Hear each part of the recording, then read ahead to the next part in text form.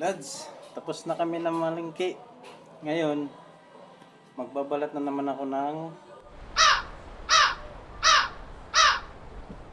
kalabasa.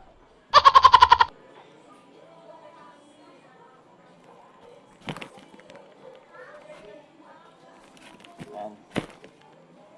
Ito natin. Nag-budget na naman kami mga lads ng ulamin ngayon. Gulay-gulay muna kasi para masustansya sa katawan.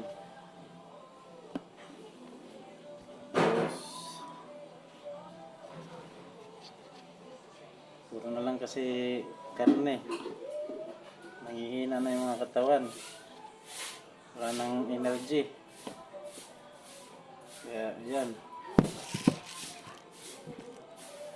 So, gulay tayo kasi para may vitamins ang katawan natin. Puro na lang tayo kung kinakain natin. Iba na lang klase. Puro karne. Kaya ngayon, magugulay na naman tayo. Kalat tayo ng kalabasa.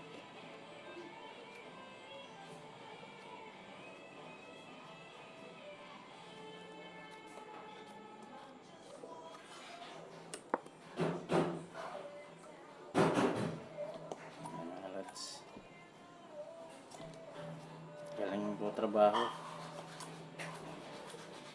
Pag-uwi ng bahay, mag-asikaso.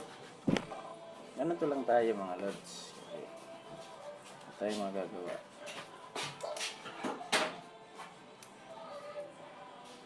Ito talaga ang buhay. Kung hindi ka kikilos, mamamatay ka. Kaya didiskarte sa sarili mo, wala kang matutunguhan. Puro ka na lang aasa sa ano. Ang tao malakas ka pa naman.